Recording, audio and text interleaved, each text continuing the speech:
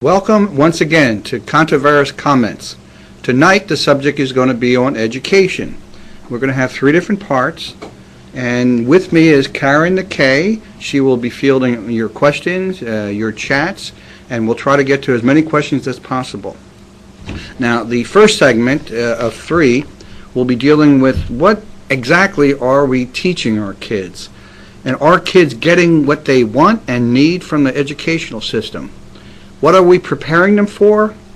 Do we teach them how to live or only math problems?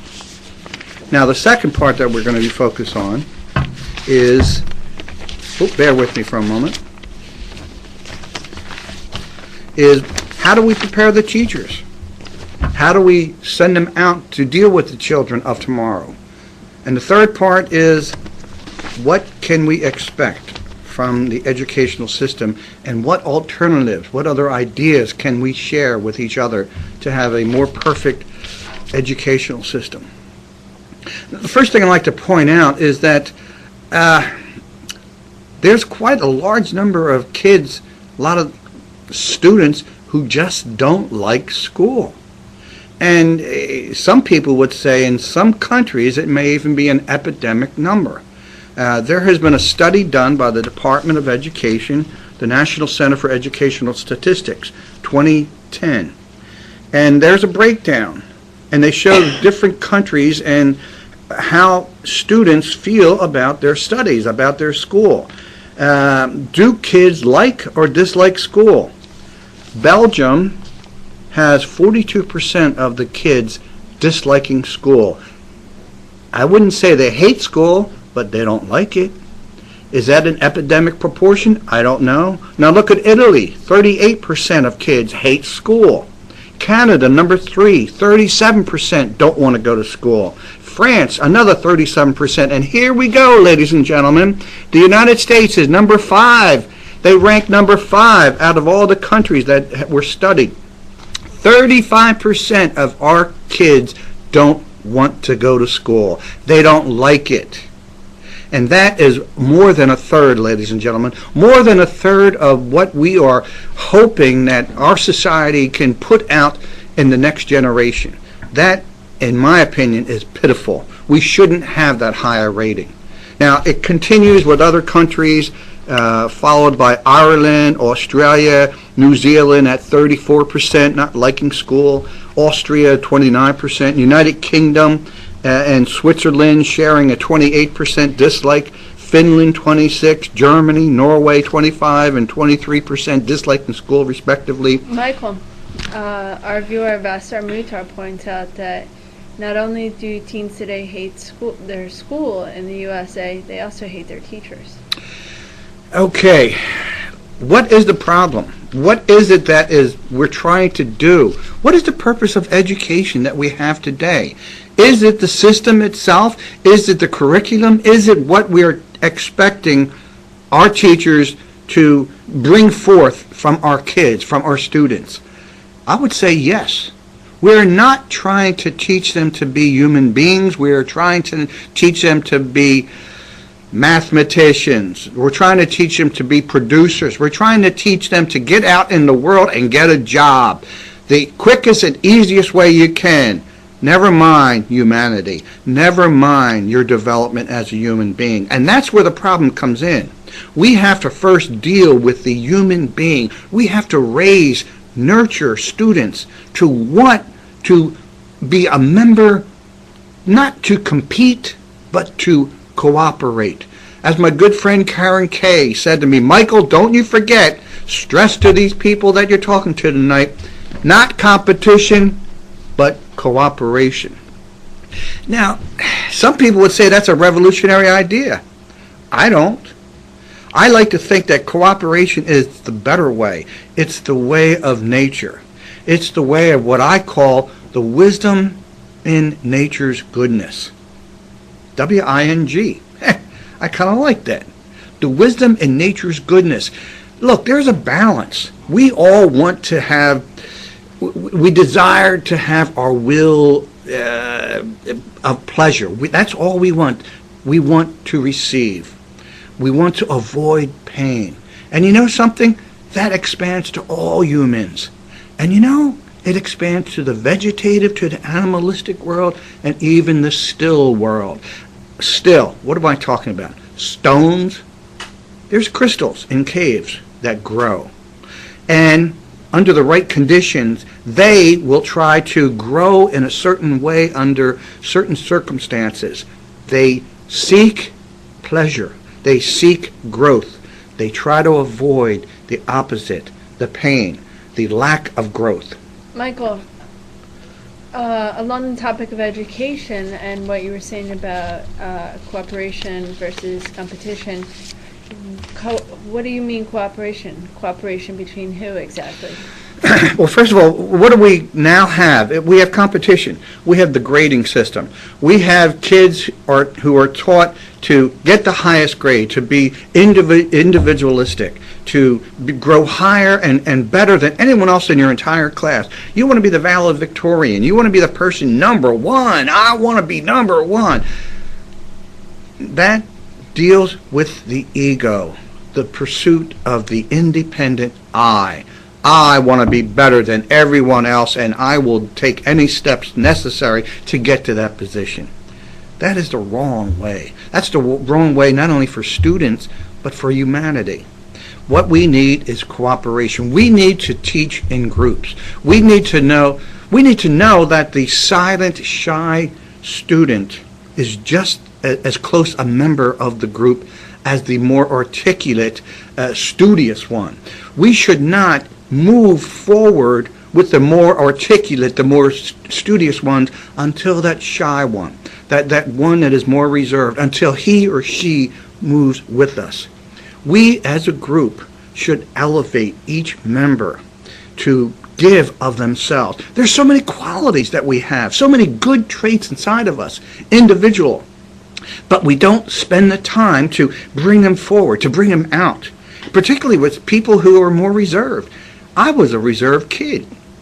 I swear to God, I was really reserved. I was shy. And, I was fortunate because I had a teacher that would work, and the teacher worked with me through writing, and I was able to express myself through writing. Now, you might say I'm a big bullshitter. Well, I was able to take one communicative skill and transform it to another one. And but you need to have the concerned teacher. Now, we're going to get into that in another subject, but we need the cooperation between each member of the group. Michael, Vassar Mutar asks us, should we tell our kids that grades don't matter?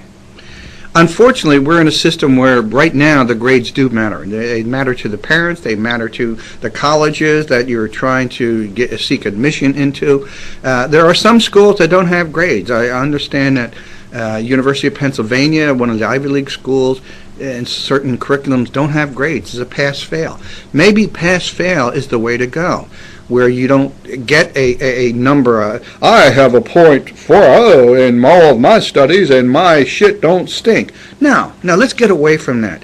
Let's get away that the best student is the one that cooperates with the rest, who can, be more social, be more caring, to be more in balance with nature, to know that in order for me to succeed, I got to help bring along my buddy. I got to help bring along the person that's sitting behind me in the chair. And you know something? The kids will learn more from other kids.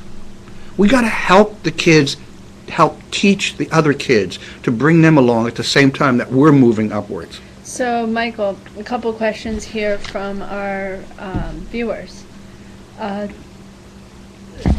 There's a broad question, which is, what is the purpose of education? There's another question, and maybe can tie these two together. Why is the modern educational system in crisis right now? And when 100 years ago, everyone had education at home. Well, 100 years ago, I would say we're dealing with the turn of the century, going from the 90s into the year the 1900s going into the 1800s going into the year 1900.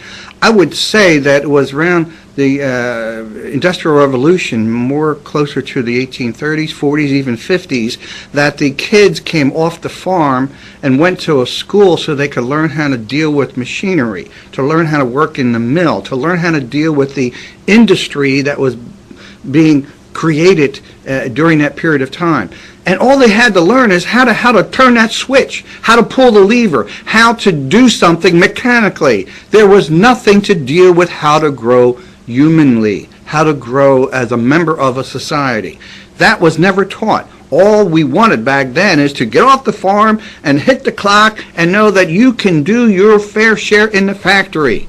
You can learn how to sew. You can learn as a woman to use that new sewing machine, to be a telephone operator in 1876, right after Bell created the telephone. This is what we were teaching our kids, to be performers, engineers, mechanics, not to learn to cooperate in that same system. And you know, it hasn't changed that much. We're still getting the engineers out. We're still getting the craftsmen. We're still getting the people getting the highest grades so they can go to MIT, so they can be getting the scholarship, so they can get into the big firms and they can make the big dollars, and to hell with raising the rest of our society. That is wrong, and it has been wrong in our educational system ever since then. Now, you know, what I like to see is something that Hillary Clinton once said. I don't know if she borrowed it from someone else, but it takes a village to raise a child. I think not only that, but it takes a group to help correct the child. And it takes the light, a light of energy, a light that reforms, to perfect that child. We need to concentrate on perfecting the child. We need to bring that child into the knowledge that he is part of nature. And as part of nature, he helps with the balance. That is what we have to teach them. They are all part of nature. They all have a unique quality, several qualities, and we got to elevate them and bring that out of them. We can't leave them behind. You know, talking about leaving behind, I like to think I learn more sometimes from failure than I did from so-called success. One of the best classes I ever had was a psychology class. It was 1 week long. I don't know how many hours a day, but it expanded to meet all the requirements of education. And what we learned is how to motivate yourself, how to get things that you want, and what are the motivating factors. The one that stuck out more than anything else was failure. I found out that if I viewed failure, I could use that to turn I could use it to inspire me, so I wouldn't feel like a failure again. But not only that, but I would look at the group, the small class members, and want them not to fail, want them to come along with me, to bring them. I think right now we're about to get into a position where we're going to, what are we doing? Moving on to the next segment. We're moving on to the next segment, and at this time we're going to have to take a break. Is that correct? We're taking a break. We'll be right back.